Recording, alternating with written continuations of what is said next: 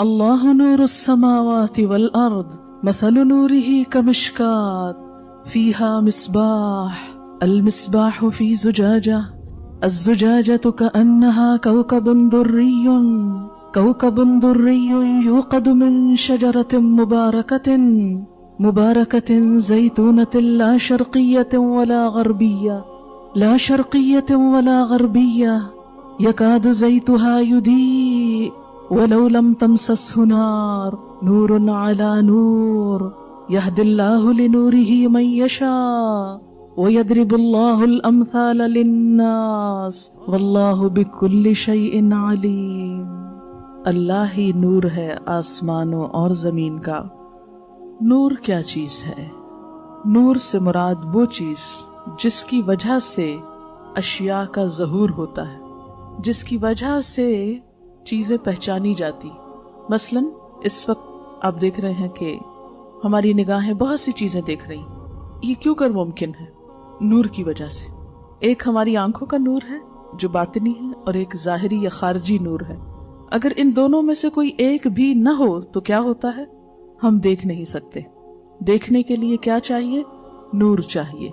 اگر مکمل اندھیرا ہو جائے تو کیا ہو؟ ہر چیز ہوتے ہوئے بھی ہم کو کچھ دکھائی نہ دے۔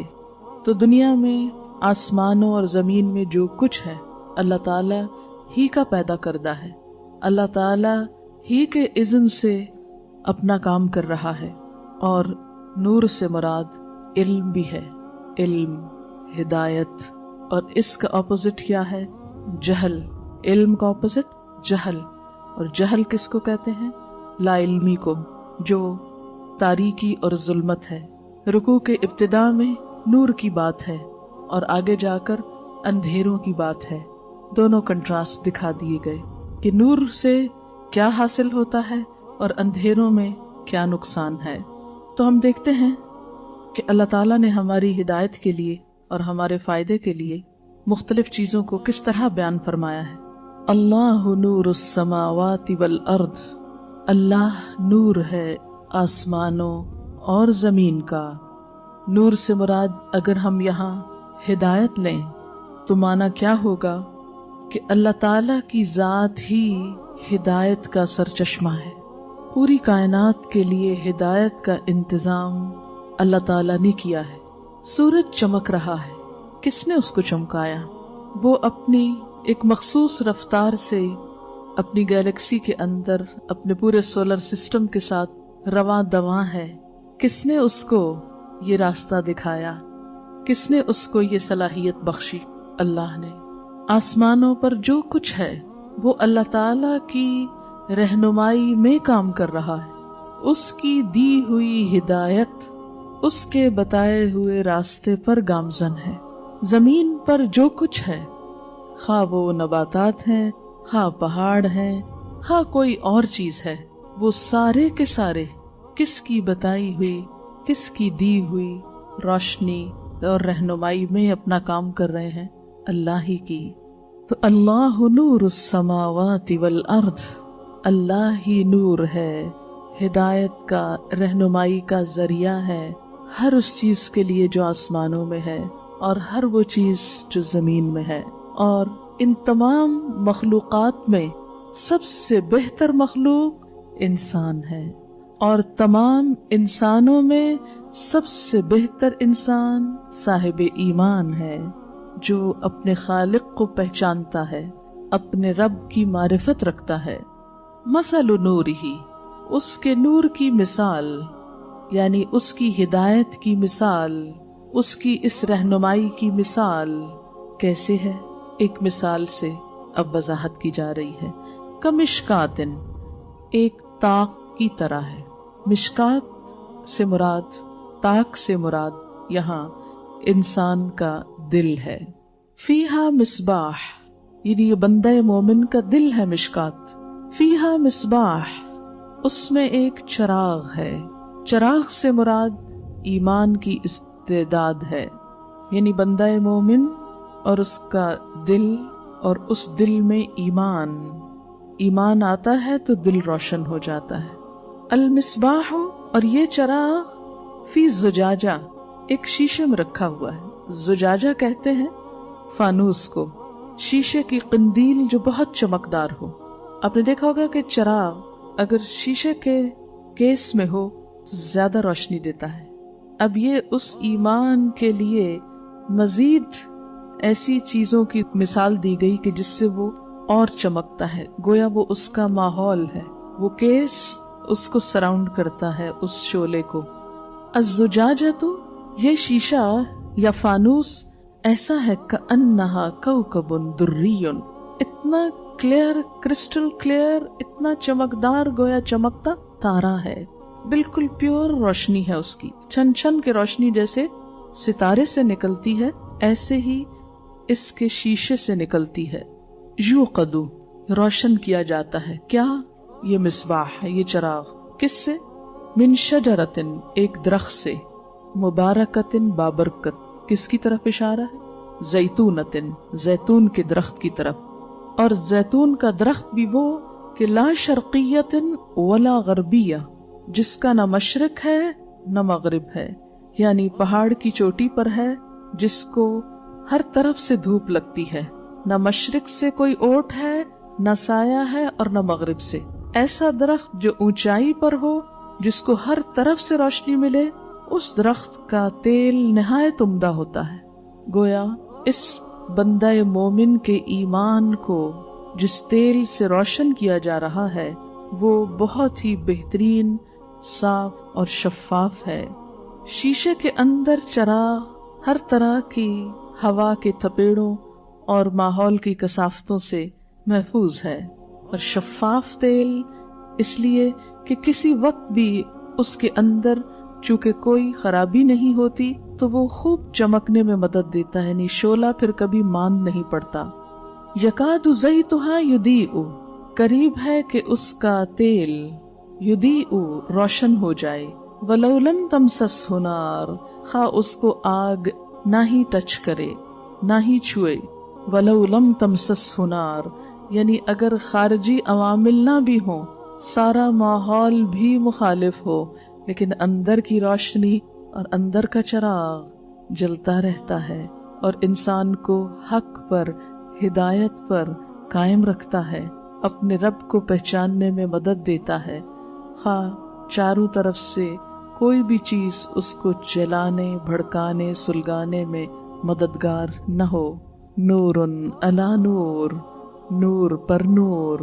یہد اللہ لنورہ من یشاء، اللہ اپنے نور یعنی نور ہدایت کی طرف رہنمائی کرتا ہے جس کی چاہتا ہے. وَيَضْرِبُ اللَّهُ الْأَمْثَالَ لِلنَّاسِ، اور بیان کرتا ہے مثالیں لوگوں کے لیے. وَاللَّهُ بِكُلِّ شَيْءٍ عَلِيمٌ، اور اللہ ہر چیز کو جاننے والا ہے.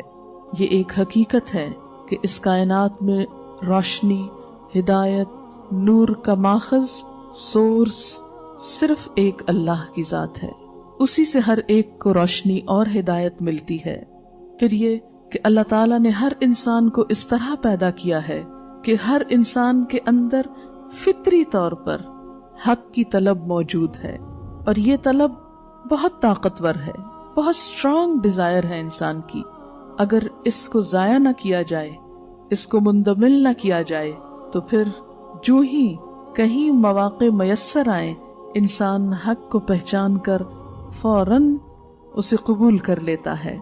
گویا یہ حق کی پہچان اور حق کو جاننے کی خواہش ایک تیل کی طرح ہے جو انسان کے اندر ابل رہی ہے، اور جو ہی کوئی خارج سے اس کو جلانے والی چیز ملتی ہے فوراً جل اٹھتا ہے، روشن ہو جاتا ہے، بھڑک اٹھتا ہے. بندہ مومن اپنی فطرت کو مسخ نہیں ہونے دیتا. جو ہی حق کی دعوت سامنے آتی ہے فوراً سر تسلیم خم کر لیتا ہے، اللہ کے آگے جھک جاتا ہے. پھر دیکھیے آیت کو، اللہ نور السماوات والارض. اصل چیز کیا ہے؟ اللہ کی ذات. جس انسان کا مقصود اللہ کی ذات نہیں، اس کے لیے کوئی روشنی نہیں. روشنی کا اصل منبع، ہدایت کا اصل ذریعہ، صحیح طریقے کی اصل رہنمائی اللہ کی ذات سے ہوتی ہے. جو شخص بھی ہدایت چاہتا ہے اپنا بھلا چاہتا ہے، فائدہ چاہتا ہے، اس کے لیے ضروری ہے کہ اپنے رب، اپنے مالک، اپنے خالق، اپنے آقا کا طلبگار ہو، ہر چیز سے بڑھ کر اس کو چاہے۔ والذین آمنوا اشد حبا للہ، ساری خدائی ایک طرف اور وہ رب ایک طرف، کوئی راضی ہو یا ناراض ہو، کوئی خوش ہو یا نہ خوش ہو، کوئی ساتھ دے یا نہ دے، کوئی تعریف کرے یا نہ کرے، کوئی فائدہ پہنچائے یا نہ پہنچائے، جس شخص کا تعلق اپنے رب سے جڑ جاتا ہے پھر وہ کسی خیر سے محروم نہیں رہتا، ہر چیز اس کی ہو جاتی ہے، کیونکہ وہی زمین و آسمان کا نور ہے۔ اللہ نور السماوات والارض مثل نورہ، اور اس کے نور کی مثال کمشکات، ایک تاق کی طرح ہے۔ تاق کیا ہوتا ہے؟ آپ نے دیکھا ہوگا کہ اس آج کی شکل کے بنی ہوئی تاکیاں ہوتی ہیں، دیکھیں کبھی؟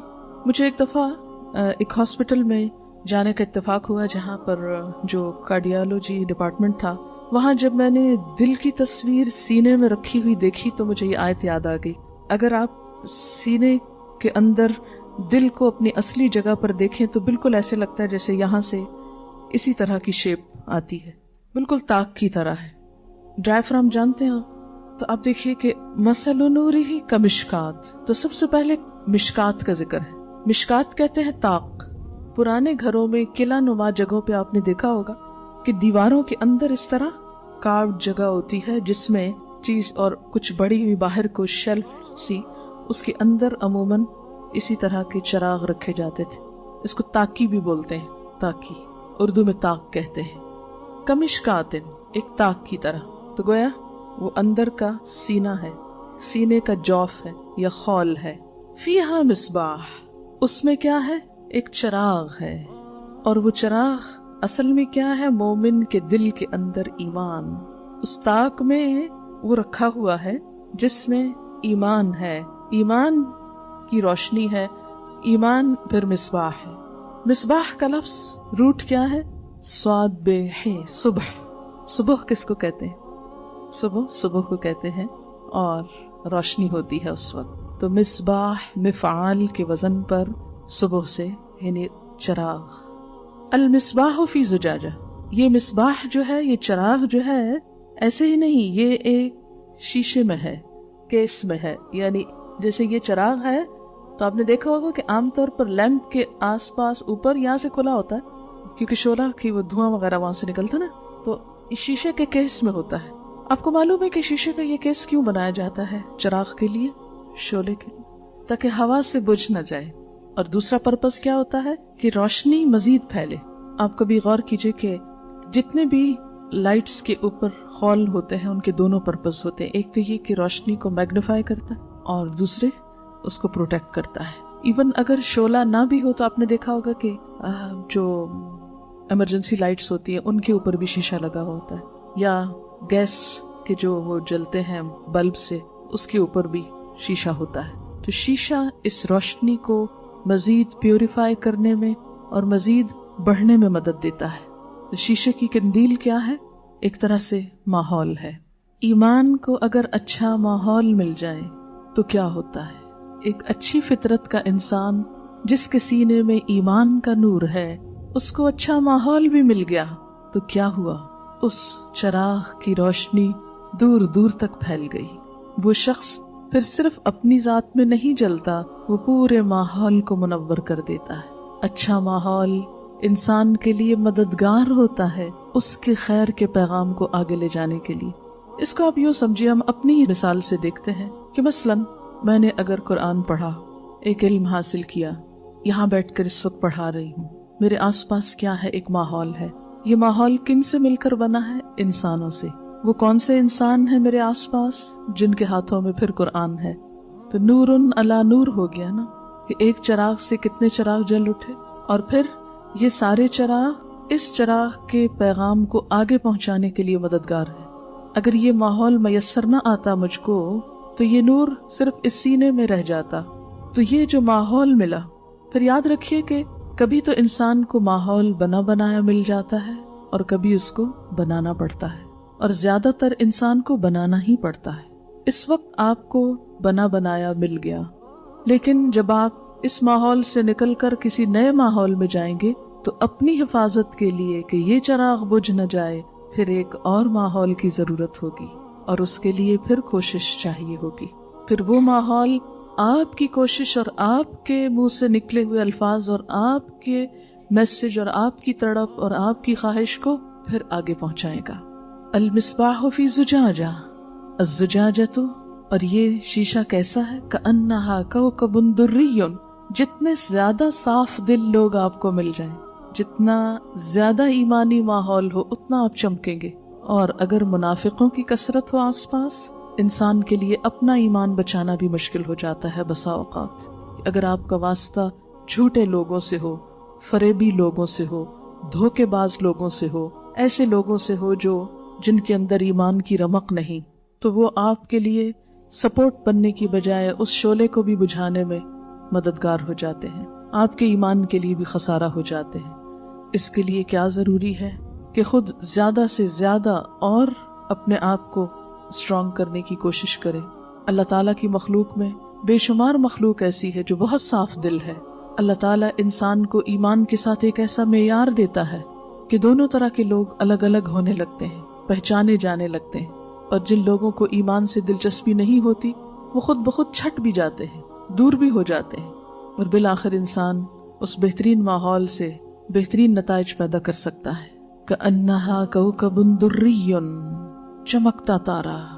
یہ کون ہے؟ چمکتے دل والے لوگ، پھر صاف نیتوں والے، اچھی انٹینشنز والے، اچھے جذبات رکھنے والے، کیونکہ روشنی تو انہی کے ذریعے چھن کے جائے گی، منافقوں کے ذریعے نہیں۔ نبی صلی اللہ علیہ وسلم نے ایمان کا چراغ جب جلایا تھا مکہ میں، اور مدینہ میں آ کر وہ جب اور چمکا، تو اس روشنی کو پوری دنیا میں ایمان والے لوگ لے کر پھیلے۔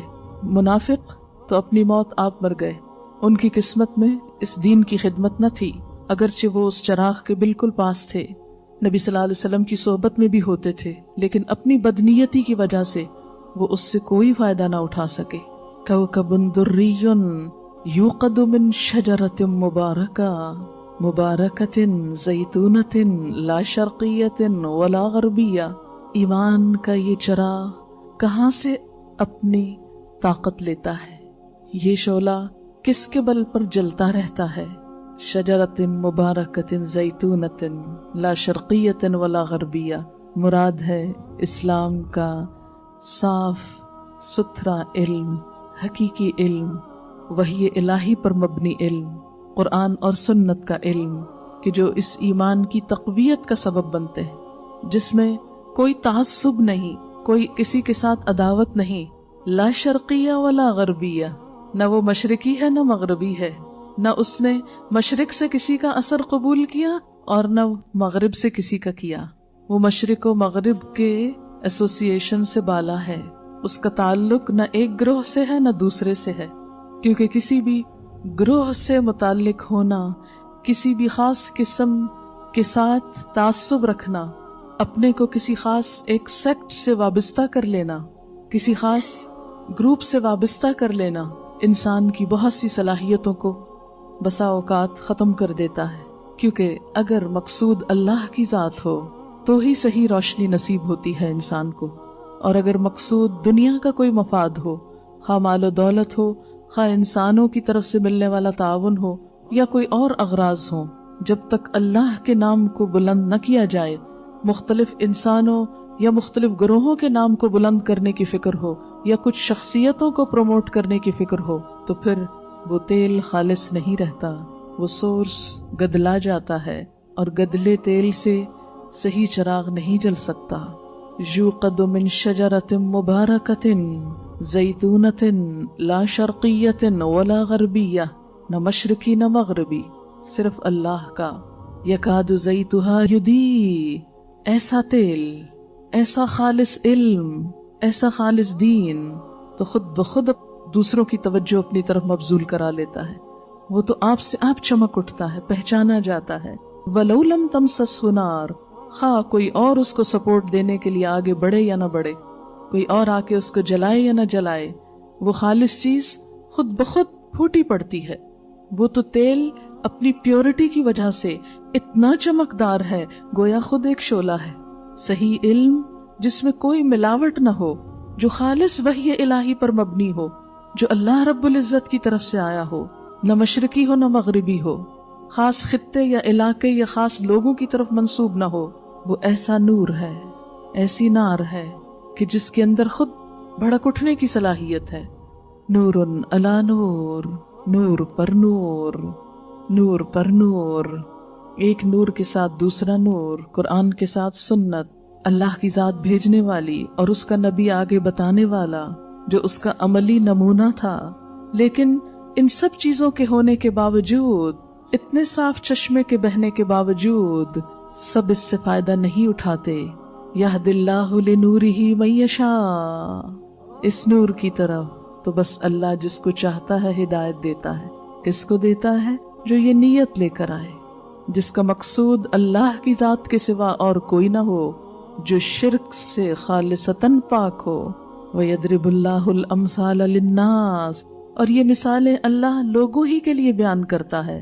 وَاللَّهُ بِكُلِّ شَيْءٍ عَلِيمٌ، اور اللہ تو ہر چیز کو جاننے والا ہے۔ نور علی نور کا ایک اور معنی بھی کیا گیا ہے کہ ایک نور فطرت تھا پہلے، جو ہر انسان کے اندر اللہ نے رکھا ہے کہ فطرت میں حق کی طلب ہے۔ پھر نور وحی ملا، الہامی تعلیمات انسان کو نصیب ہوئیں، ان کی روشنی ملی، فطرت کو وحی الہی مل گئی۔ اس کے نتیجے میں نور ایمان پیدا ہوا۔ ایمان وہ گرہ ہے نا، یعنی دل کی تڑپ ایک طرف سے اور الہامی تعلیم دوسری طرف سے، یہ دونوں آ کر مل گئیں۔ اندر کی تڑپ اور اللہ کی تعلیم دونوں نے ملاپ کیا، اس سے ایک اور روشنی پھوٹی، اور وہ کیا تھی؟ ایمان کی روشنی۔ ایمان ایک گرہ لگ جاتی ہے نا، یقین آ جاتا ہے، اعتماد ہو جاتا ہے، اور اس نور نے پھر ہر چیز کی حقیقت واضح کر دی۔ اچھے برے کی تمیز سامنے ہو گئی، اچھائی برائی سمجھ میں آنے لگی، حق کو باطل کی پہچان ہونے لگی، خیر اور شر کے پیمانے محسوس ہونے لگے، اور جو نور ایمان سے محروم رہا وہ ہر خیر سے محروم رہا۔ یہاں یہ بات قابل ذکر ہے کہ اگر کسی شخص کے دل میں حق کی طلب تھی، تڑپ تھی، اور وحی الہی سے وہ پوری ہو گئی کہ ایمان نصیب ہو گیا، چراغ جل اٹھا، تو بھی اس چراغ کو جلتے رہنے کے لیے دو چیزوں کی نہایت شدید ضرورت ہے۔ ایک تو فانوس ہے، ماحول ہے، اور دوسرے وہ تیل ہے۔ جو شخص اپنے نور کو بڑھانا چاہے اس کے لیے ضروری ہے کہ وہ اچھے ماحول کو اختیار کرے، اچھے ماحول میں اٹھے بیٹھے، ایسی مجلسوں میں شرکت کرے جہاں اس نور کو مزید پھیلنے میں مدد ملے، اور دوسرے اس تیل کا اہتمام رکھے، قرآن و سنت کے علم کا، کہ جس سے وہ شعلہ ہمیشہ شعلہ ہی رہے، کبھی بھی بجھ کر راکھ نہ ہو۔ یہی طریقہ ہے مرتے دم تک خود کو ایمان پر قائم رکھنے کا۔ اچھا ماحول، اچھا علم، نہ علم سے رابطہ ٹوٹے، اور اچھے علم کی پہچان کیا ہے؟ لا شرقیت ولا غربیہ، کوئی پریجوڈس نہیں، کوئی مشرق و مغرب نہیں، جغرافیائی تقسیموں سے بالا، نسلی تعصب سے بالا، لسانی تعصب سے اونچا، ہر تفرقے اور ہر اختلاف سے اوپر، ایک رب کی ذات کو تھامے ہوئے، بس ایک۔ جب صرف ایک کو تھامتا ہے پھر کوئی اختلاف نہیں رہتا۔ اور اس علم کی پہچان کچھ مشکل نہیں، اس لیے کہ خالص تیل سے اس کو جب تشبیہ دی گئی تو فرمایا اتنا چمکدار ہے کہ کوئی بھی دیکھے بغیر، دیکھ کر متوجہ ہوئے بغیر رہ نہیں سکتا۔ اگر کوئی اس کو جلا کر سامنے لا کے نہیں بھی دکھاتا تو اس کو تو دیکھتے ہی سلیم فطرت پہچان جاتی ہے کہ حق یہی ہے، حق یہاں ہے۔ اس کے لیے اس کو کوئی بڑی دلیلوں اور تعویلوں کی ضرورت نہیں ہوتی، کسی کے بتانے اور سمجھانے کی بھی کوئی بڑی ضرورت نہیں ہوتی، وہ تو حق کو دیکھتا اور پہچان جاتا ہے کہ سچ تو یہی ہے۔ یکاد زیتھا یضیء ولو لم تمسسہ نار، نور علی نور۔ جب یہ نصیب ہو جائے تو پھر روشنیوں میں ترقی ہے، روشنی ہی روشنی ہے، پھر کوئی اندھیرے نہیں، پھر دل پرسکون ہے، خوش ہے، آنکھوں میں چمک ہے، چہرے پہ نور ہے، آس پاس نور ہے، پھر نور ہی نور ہے، قبر میں بھی نور ہے، حشر میں بھی نور ہے، پل صراط پہ بھی نور ہے۔ اسی لیے ایمان والے دعائیں مانگیں گے، ربنا اتمم لنا نورنا واغفر لنا، کہ اللہ ہمارا نور ہم پہ مکمل کر دے، اور ہم کو بخش دے. انک علی کل شیء قدیر، کیونکہ اللہ ہی کے ہاتھ میں یہ سب کچھ ہے. یہد اللہ لنورہ من یشاء، وہ جس کو چاہتا ہے اس نور کی طرف لے جاتا ہے. اور لوگوں کے سمجھنے کو مثالیں بیان کی ہیں کہ لوگ حق کو پہچان جائیں. اس کے بارے میں اگر کچھ کہنا چاہیں، آپ کے ذہن میں کوئی بات آ رہی ہو تو؟ جی ہاں، ہجرت اسی لیے ہوتی ہے کہ اگر ایک جگہ اچھا ماحول نہیں تو دوسری جگہ چلا جائے، چاہے اپنے رشتہ داری کیوں نہ ہو. اگر ان کے اندر رہنا ناگزیر ہو تو کچھ وقت ان کے اندر رہے اور کچھ وقت اپنے نور کو بڑھانے کے لیے بھی نکلے. اور اس میں یہ بات بھی ہے کہ آپ دیکھیے کہ یہ اس نور کو دو چیزیں بڑھاتی ہیں نا. ایک تو خارجی ماحول ہے، اگر وہ نہیں ملا تو ایک اور چیز بھی ہے. دوسری کیا تھی؟ علم ہدایت. اگر ماحول نہیں ملا تو کیا کرنا ہے؟ کسی وقت ماحول آپ کو چمکائے گا، اور اگر ماحول نہیں تو کہیں اور سے روشنی آئے گی. اس روشنی کو لا کے ماحول کو خود چمکا دیجئے. کیونکہ اکثر ہم یہ شکایت کرتے نا کہ ہم کو ماحول نہیں ملا. یہ بالکل جینوین بات ہے، لیکن اگر ماحول نہیں تو اللہ تعالیٰ نے دوسری آپشن بھی رکھی ہے، اور وہ تو اویلیبل ہے نا، وہ تو میسر ہے، اس سے تو فائدہ اٹھائیے. جی ہاں، جو ماحول انسان کو شیطان کی طرف لے جائے تو اس کے مقابلے کے لیے اچھا ماحول بھی تلاش کیجیے. جی ہاں، جتنے کنورٹیز ہیں ان کے اگر آپ پڑھیں تو یوں لگتا ہے نا جیسے وہ اندر سے پیاسے تھے، جو ہی سامنے وہ روشنی نظر آئی تو ایک دم کلک کی اور وہ ٹائی اپ ہو گئے. زیتون کے درخت کی مثال کیوں دی گئی؟ اس لیے کہ جتنے بھی آئلز ہیں ان سب میں جس آئل کی روشنی سب سے اچھی ہوتی وہ زیتون کا ہے. یعنی دنیا میں جتنے بھی علوم ہیں، جتنے بھی ہدایت کے سورسز ہیں، ان سب جیسے عقل ہے یا کوئی اور چیز ہے، ان سب میں بہترین ہدایت کا سورس جو ہے وہ اللہ کی بھیجی ہدایت ہے. درخت اللہ ہی نے اگایا نا. اچھا، آپ کو معلوم ہے کہ یہ ایک ضرب المثل مشہور ہے کہ قرآن مکہ میں اترا، مصر میں پڑھا گیا اور ترکی میں لکھا گیا، اور یہ بالکل سچ ہے. مصری قرآن نے بہت اس کو خوبصورت بنا کے پڑھا، ترکی کے لکھنے والوں نے خوب لکھا. مجھے 2 دفعہ ترکی جانے کا اتفاق ہوا. وہاں پر جو مساجد ہیں بڑی بڑی، وہاں ان کا سٹائل یہ ہے کہ بہت بڑے گنبد کے نیچے چاروں طرف چراغ کا ایک سرکل حالہ بنا ہوتا ہے. اس میں پہلے زمانے میں بجلی نہیں ہوتی تھی تو چھوٹے چھوٹے شیشے کے آپ یوں سمجھے کہ وہ پاٹس رکھے ہوئے ہیں جن میں وہ زیتون کا تیل ڈال کر جلایا کرتے تھے. زیتون کے تیل میں بہت کم دھواں ہوتا ہے، اور انہوں نے پھر مسجد کی وینٹیلیشن اس طرح رکھی ہوتی تھی کہ وہ سارا دھواں اٹھ کے ایک خاص مخصوص جگہ پر جمع ہو جاتا تھا، اور وہاں اس دھوئے کے جمع ہونے سے جو پیور بلیک سٹف ملتا اس سے وہ سیاہی بناتے جس سے وہ قرآن پاک لکھتے تھے. اس لیے بہترین ڈارک انک کی وجہ سے خوبصورت قرآن لکھا جاتا تھا، خوبصورت خطاطی کی ساتھ ساتھ.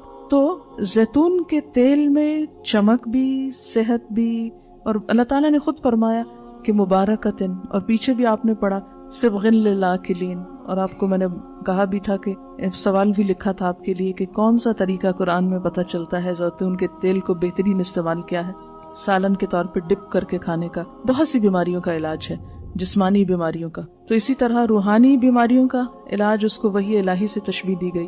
تو ایسا زیتون جو ہلی ایریا پر ہو، ہلی سے مراد یہ ہے کہ اونچی جگہ پر ہو، جس کو دھوپ اچھی لگے اور کہیں سے سائے کی اوٹ نہ ہو، وہ زیتون زیادہ اچھی قسم کا ہوتا ہے. آپ نے دیکھا کہ اگر آپ کسی بھی فروٹ ٹری کو دیکھیں، اگر اس کو دن کا ایک حصہ ایک طرف سے سایہ ملے تو اس طرف کا پھل کچا رہ جاتا ہے اور اس میں ٹیسٹ نہیں ہوتا. بالکل اسی طرح جب کسی بھی چیز پہ کسی اور چیز کا سایہ پڑ گیا اور پوری روشنی اس کو خود نہیں ملی، دھوپ خود نہیں ملی، تو وہ اچھا پھل نہیں دے گا. اسی طرح دین کی وہ تعلیم جس میں اور اسکالرز کے، انسانوں کے خیالات جو ہیں وہ مل جاتے ہیں، اس کا سایہ پڑا، اس کا اس گروہ بندی میں شریک ہو گیا انسان، اس کے پیچھے پڑ گیا، اس کو اللہ کی بجائے کسی اور کو اپنا منزل اور مقصود بنا لی، شخصیت پرستی میں مبتلا ہو گیا، انسانوں کے پیچھے دوڑنے لگا، تو اس کا نتیجہ کیا ہوتا ہے کہ اصل ہدایت سے انسان محروم ہو جاتا ہے. تو انسان کو ہمیشہ صحیح روشنی کے لیے صحیح کتاب کا انتخاب ضروری ہے. آپ دیکھیے کہ جو درخت اونچا ہوگا تو اس کو کسی طرف سے سپورٹ نہیں ہے، کوئی اس کا سہارا نہیں ہے. جیسے ایک صحرا میں ہے، ہر طرف سے دھوپ پڑ رہی ہے، اس اینگل سے بھی اس کو دیکھ سکتے ہیں، ہر طرف سے دھوپ پڑ رہی ہے اس پر، لیکن اس کے باوجود اس کا جو سورس ہے، یعنی اللہ سے جو تعلق ہے اور اس کی ہدایت سے جو تعلق ہے، وہ اس کو اسٹرانگ بنا دیتا ہے. وہ ماحول کی جتنی بھی پھر بے دردی ہو اس میں سروائیو کر جاتا ہے. دیکھیں کہ ایک شعوری ہوتا ہے، ایک پیدائشی ہے. تو پیدائشی بھی وہی مسلمان ہوتا ہے جو شعوری ہوتا ہے، ورنہ اس کو پیدائشی نہیں کہہ سکتے. جی، ایمان ایک شعوری کیفیت کا نام ہے، تو یہ مس انڈرسٹینڈنگ نہ رہے کہ ہر پیدائشی انسان مسلمان ہے. فطرت سب کی مسلمان ہے، لیکن جس کے اوپر اسلام کا ٹیگ لگتا ہے وہ شعوری طور پر اس کو پہچاننا ہے. تو ان لوگوں کو تلاش کر لیا جائے جو سننا چاہتے ہیں، جیسے یہ سننا چاہتے ہیں کہ ان کو سنا دیجیے. یعنی اگر کوئی نہ سننا چاہے تو ان سے نہ آپ جھگڑیے، ان کو دیکھیے جو سننا چاہتے ہیں. اسی لیے جب کوئی مجھ سے بحث کرتا ہے یا نہیں سننا چاہتا تو میں کبھی پریشان نہیں ہوں، کہتی ہوں الحمدللہ بہت سے لوگ سننا چاہتے ہیں. اگر یہ ایک نہیں سننا چاہتا تو اس کی مرضی، ہمارا کیا نقصان ہے؟ اگر کوئی نہیں سننا چاہتا تو ہمارا کیا بگڑتا ہے؟ کچھ نہیں. ہم تو خیر خواہی سے ہر ایک کو سنانا چاہتے ہیں. اگر وہ نہیں سنے کوئی اور کسی اور سے بات کر لیجئے. یا آپ دیکھیے کہ اللہ تعالیٰ فرماتے ہیں اللہ نور السماوات والارض. تو ایک ایک لفظ کے آگے میں اس کا معنی لکھوں گی، تب آپ کو انشاءاللہ بات سمجھ میں آ جائے. نور سے مراد ہدایت ہے، اس کی رہنمائی ہے. کس کے لیے؟ زمین و آسمان کے لیے. یعنی ہر طرف ہر چیز اس کی رہنمائی میں کام کر رہی ہے. مثل نور ہی، اس کے نور کی مثال، یعنی مثل نور ہی، یہ نور ہی اصل میں کیا ہے؟ ہدایت. اس کے نور ہدایت کی مثال کیسے ہے؟ اس کو مثال دی کمشکات. یہ نور کس طرح ہے؟ ایک مشکات کی طرح. مشکات کہتے ہیں تاک کو. تاک ہے ایکچولی بندہ مومن اور اس کا سینہ. فیہا مصباح، مصباح کا لفظی معنی ہوتا ہے چراغ جو روشنی کرتا ہے، اور اس سے مراد ہے چراغ سے ایمان. ایمان کس میں آ رہا ہے؟ بندہ مومن کے سینے میں. اور سینے میں کیا ہے؟ دل. یعنی یہ جو مصباح ہے ایک چراغ، یہ ایمان جو دل میں ہے. پھر دل میں جب ایمان روشن ہوتا ہے تو وہ چمک اٹھتا ہے ماحول سے. اور ماحول کیا ہے؟ زجاجہ. زجاجہ کہتے ہیں شیشے کو. شیشہ جو پروٹیکٹ کرتا ہے، اس کا مقصد کیا ہے؟ اصل میں پروٹیکشن، اور اس کو چمکنے میں مدد دیتا ہے. ٹھیک. اور یہ مراد ہے اس سے ماحول، سراؤنڈنگ. اور یہ زجاجہ کی صفت کیا ہے؟ کوکب دری. کوکب دری، دری کہتے ہیں نا چمکدار کو، در کہتے ہیں موتی کو. ستارہ ایسا ہے جیسے چمکتا ہوا موتی. اور یہ مراد ہے اس سے ماحول. یعنی زجاجہ کی صفت ہے ماحول، اور کون سا؟ اچھا، خالص، روشن. پھر یہ چراغ کس سے جل رہا ہے؟ یعنی یہ چراغ جو ہے یہ جل رہا ہے تیل سے. یوقد من شجرۃ مبارکہ، بابرکت درخت. کون سا؟ زیتونہ، زیتون کا. یعنی مبارک درخت کے تیل سے. اور یہ تیل کیا ہے؟ علم، علم ہدایت. اور اس درخت کی صفت کیا ہے؟ لا شرقیہ ولا غربیہ. کوئی نہ مشرق ہے اس کے اوپر اثر انداز، نہ مغرب. یعنی یہ بالکل خالص ہدایت، یہ بالکل خالص ہدایت ہے. اس پہ نہ مشرق کا اثر ہے نہ مغرب کا اثر ہے. کسی دوسرے افکار سے متاثر نہیں. ہر قسم کی پولوشن سے پاک ہے، ہر ملاوٹ سے پاک. ہر ملاوٹ سے مراد غیر اللہ کے افکار اور نظریات اور فلسفے اور لوگوں کی من گھڑت باتیں اور روایات اور کہانیاں اور سوچیں اور تھنکنگ اور فلسفے اور شعر و شاعری اور کہاوتیں. ہر چیز سے پاک ہے یہ دین، اصل سچی خالص بات پر مشتمل، ہر ملاوٹ سے پاک. من شجرۃ مبارکۃ زیتونۃ لا شرقیۃ ولا غربیہ یکاد زیتھا یضیء. یہ جو علم ہدایت، یہ تیل ہے، یہ چمکدار ہے. لو لم تمسسہ نار، خواہ اس کو کوئی آگ نہ بھی چھوئے. یہ خود سے خود بھڑکتا ہے، یہ اپنے آپ کو خود منواتا ہے. سچی اور اچھی بات اچھے دل میں خود بخود جگمگا اٹھتی ہے. منہ سے انسان نہیں بھی بولتا تو وہ شخص، یعنی ایک بندہ مومن جس کے اندر یہ علم آ جاتا ہے، وہ چلتا پھرتا نمونہ بن جاتا ہے ایک اخلاق کا، کردار کا. لو لم تمسسہ نار، یعنی اسے آگے نہ بھی جلایا جائے تو اس کی اپنی ذات کو بھی فائدہ دیتا ہے. نور علی نور، نور علی نور، نور پر نور. ایک نور کون سا ہے؟ یہ فطرت کا، کہ جو اللہ تعالیٰ نے بندے کے اندر ہدایت کی طلب رکھی. علی نور، اس پر ایک اور نور، نور پر نور. دوسرا ہے نور دین، دین کا علم، ایمان. گویا ایمان ملا فطرت کے ساتھ تو کیا ہوا؟ ہر طرف روشنی ہو گئی، چراغ جل اٹھے، ہدایت مل گئی، سیدھا رستہ مل گیا، اللہ کی ذات کا قرب نصیب ہو گیا. وہ نور جو اللہ کی ذات سے چلا تھا وہ اسی سے ملانے کا سبب بن گیا. کہ روشنی میں آپ دیکھیے کہ ایک لنک ہوتا ہے نا، بیچ میں لنک ٹوٹ جائے تو اندھیرا ہو جاتا ہے. پورا لنک ہے اوپر سے لے کے نیچے تک. قندیل میں چراغ جلاتا ہے اپنا خون جگر. خالص اور نکھرتا نظارہ جیسے شیشے کا بند توڑنے کو ہے. آندھیوں اور تند ہواؤں سے محفوظ، شعلہ بھڑکتے رہنے کے لیے. روشنی کے چمکتے رہنے کے لیے۔ ماحول کے اتھاں اندھیروں میں روح اپنی پوری روح کے ساتھ ایمان کا شعلہ جلائے ہوئے، مضبوط کیس میں بند لیکن پھر بھی چمکدار، وہ جہاں بھی جائے راستوں کو جگمگاتا، دلوں کو روشن کرتا، ستارے کی مانند دمکتا۔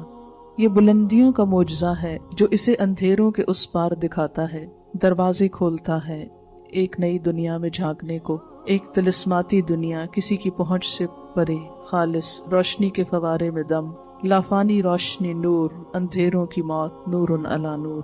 Journey of the light. The lamp in the niche burns its virgin oil, cast a glow clear and pure through its glass casement, protected from gales, storms, and strong winds. To keep the flame burning, to let the light shining in the dark shadows of the surrounds. The heart of the soul upright has the flame burning, encased, strong, deep within, yet shining.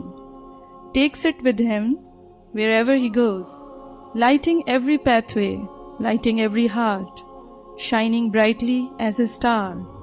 Such is the miracle of the light, enables him to see through dark, opens vistas to lead into another world, a world tranquil, untouched and pure, to merge together into the fountainhead of light, the light forever, a triumph over dark.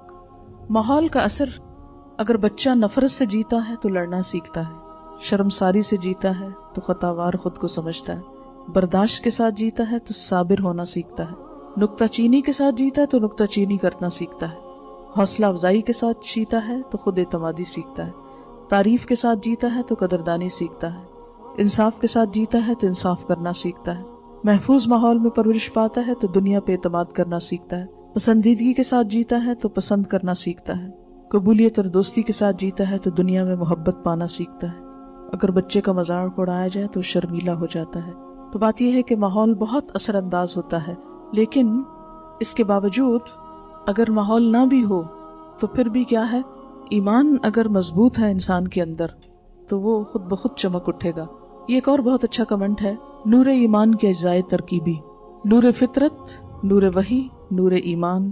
نور فطرت جو ہے وہ معرفت جو اللہ نے ہر انسان کے دل میں ڈال کے بھیجی ہے، وعدہ الست بربکم، ہر بچہ فطرت اسلام پر پیدا ہوتا ہے، یہ اس کے والدین ہیں یا ماحول ہے جس کو یہودی اور عیسائی بنا دیتا ہے۔ پھر نور وحی ہے، اس میں علم غیب ہے، قرآن ہے، کتاب و سنت ہے۔ پھر نور ایمان ہے، قلبی ایمان ہے، حقیقی ایمان، وہ ایمان جو دل میں جڑ پکڑ لے، وہ یقین جو انسان کی سوچ، فکر اور اس کے عمل کو بدل دے۔ ایکچولی مشکات طاق جو ہے نا، اس سے لفظی معنی جو ہے نا وہ طاق ہے، مراد یہ ہے کہ وہ جگہ، ایک بندہ یا بندے کا سینہ یا پھر اس کے اندر کا دل، یہ سب چیزیں اسی میں آ جاتی ہیں جس کے اندر وہ شعلہ اٹھتا ہے۔ مصباح معرفت رب ہے، زجاجہ ماحول ہے، کوکب دریون بہترین ایمانی ماحول ہے، اور یوقد من شجرۃ مبارکہ علم وحی، نور وحی، علم غیب ہے، نور علی نور، حقیقی ایمان اور پھر عملی ایمان ہے۔ اللہ اپنے نور کی طرف رہنمائی کرتا ہے جس کی چاہتا ہے۔ تو نور کے حوالے سے سورۃ کہف کا بھی نور سے خاص تعلق ہے۔ مستدرک حاکم کی روایت ہے اور البانی نے اس روایت کو صحیح قرار دیا ہے کہ جو اس کی تلاوت جمعے کے روز کرے گا تو آئندہ جمعے تک اس کے لیے ایک خاص نور کی روشنی رہے گی۔ اور پھر اس میں آپ خاص طور پر یہ جو نور کی بات ہے نا، اس میں ایک اور شرط بھی ہے۔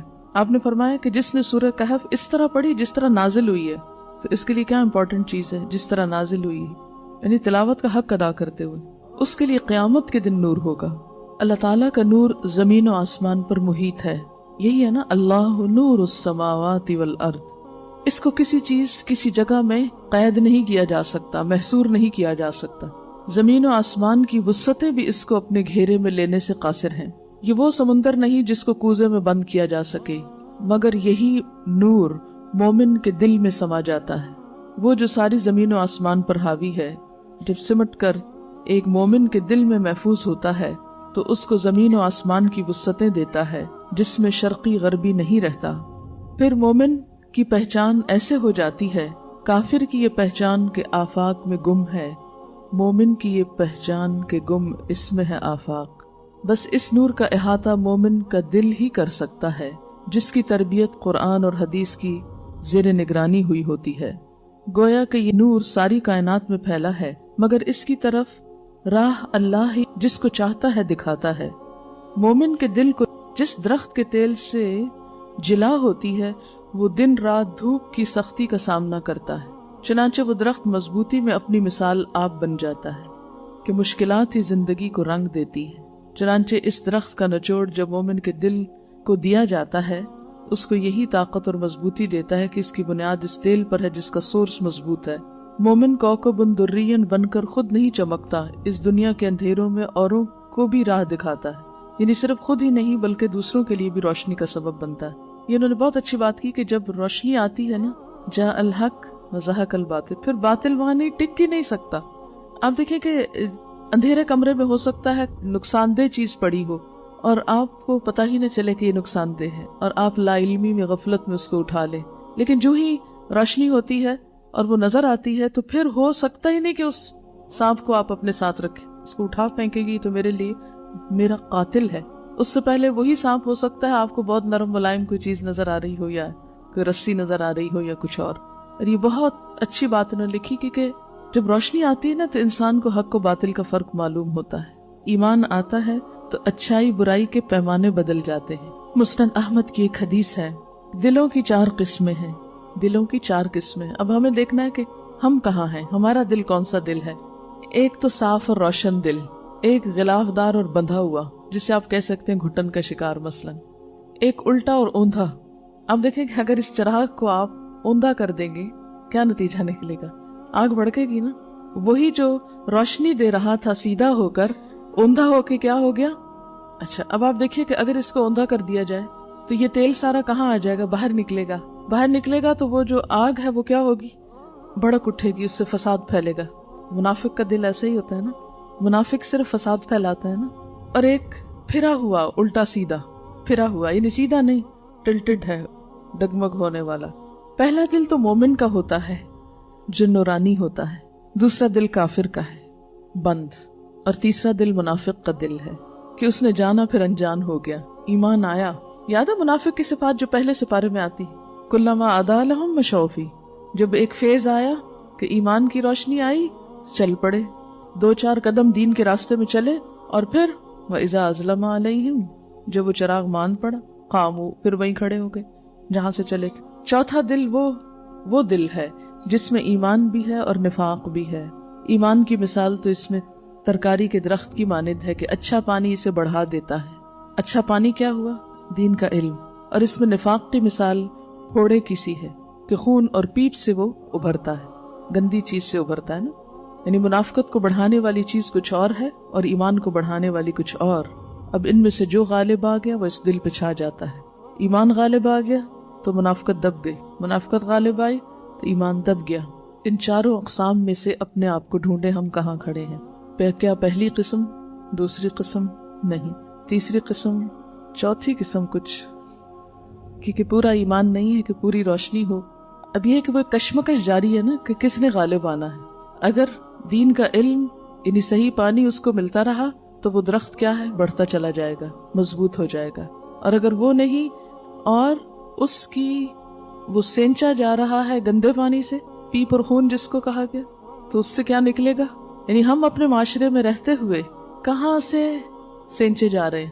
سوچئے ہم سب کے دل کہاں سے سینچے جا رہے ہیں؟ سینچے کا مطلب آتا ہے جی کہاں سے پانی لگ رہا ہے ہمارے ایمان کو۔ اور یہ ایک حقیقت نہیں ہے کہ جب سے قرآن اور سنت کا پانی لگ رہا ہے کچھ نہ کچھ ایمان کی حالت بہتر ہوئی ہے، کچھ نہ کچھ ڈگری ترقی کی ہے۔ اور جب تک لوگوں کی غیبت اور باتیں اور فساد اور شر سے پانی لگتا ہے تو انسان اسی طرح بھڑکتا رہتا ہے، اور وہی باتیں نیگیٹو تھنکنگ پریویل کرتی ہے انسان پر، اور اسی قسم کی باتیں پھر سوچتا ہے انسان۔ ہر کبھی کسی سے انتقام کے منصوبے، کسی سے حسد، کسی سے کچھ، کسی سے کچھ، کیا سوچے؟ یعنی ہمارے دل، دماغ، زبان، ہاتھ، پاؤں، سوچ، قلم، ہر چیز کس راہ میں استعمال ہو رہا ہے۔ ایک اور وجہ بھی ہوتی ہے کہ بعض اوقات پانی تو درست آ رہا ہوتا ہے لیکن وہ ہم کو لگ نہیں رہا ہوتا، ہم پھر بھی محرومی ہوتے ہیں۔ اس کی کیا وجہ ہوتی ہے؟ روشنی تو آ رہی ہے، ہم کو نہیں پتا، ہم تک نہیں پہنچ رہی۔ سورج باہر نکلا ہوا ہے لیکن کمرے میں اندھیرا ہے، کیوں؟ بھاری قسم کا کرٹن ڈالا ہوا ہے، تو پھر روشنی نہیں پہنچتی ان تک۔ جب تک دنیا ہماری پرائرٹی ہے نا، دل منور نہیں ہو سکتا۔ دنیا ضرورت بن جائے اور آخرت پرائرٹی ہو جائے، آخرت ترجیح ہو جائے، آخرت نظروں میں سما جائے، پھر ہی روشنی ہوگی، اور یہ بہت ضروری ہے۔ میں سوچتی ہوں کہ انسان کی ایک بہت بڑی کمزوری ہے نا، ہر کام کل پہ ڈالنا۔ ہم کیوں نہیں کچھ چیزیں واقعی اگلے کل پہ ڈالتے؟ ہم اپنی اس غلط عادت کو کسی اور جگہ استعمال کر لیں۔ اگر یہ خوشی مجھے آج نہیں ملی، کل مل جائے گی، آخرت میں مل جائے گی۔ یہ میری مرضی آج پوری نہیں ہوئی، کل مل جائے گی، کل پوری ہو جائے گی، بہت سکون ہو جائے گا۔ ہم اپنی ذمہ داریوں کو بھی کل پہ ڈالتے ہیں نا، تو ذرا ریلیکس ہو جاتے ہیں۔ اچھا آج کام نہیں، کل کر لیں گے، کوئی بات نہیں، ریلیکس کر دیتی نہیں یہ بات، اگرچہ مشکل بھی ہوتی ہے اس میں کہ کل کتنے کام کل بھی کریں گے۔ تو اسی طرح دنیا اور آخرت کو آج اور کل بنا لیں۔ جو مرضی یہاں نہیں پوری ہو رہی، جو قربانی آج دینی پڑ رہی، اس کا صلہ کل لے لیں، بہت آسان ہو جائے گی زندگی۔ مومن کا اصل زادرہ، اصل رہنما اس کا یہی دل ہوتا ہے۔ استفت قلبک ولو افتوک، دل سے پوچھو، دل رہنمائی کرے گا، دل کی روشنی حقائق کو واضح کرے گی، پھر وہ ہر قسم کے فتنوں سے نجات پا جاتا ہے اور آخرت میں جنت تک پہنچاتا ہے۔ یوم تری المؤمنین والمؤمنات یسعی نورہم بین ایدیہم وبایمانہم بشراکم اليوم جنات، جس دن تم دیکھو گے مومن مردوں اور عورتوں کو، ان کا نور ان کے آگے آگے اور ان کی دائیں جانب دوڑ رہا ہوگا۔ وآخر دعوانا ان الحمد للہ رب العالمین۔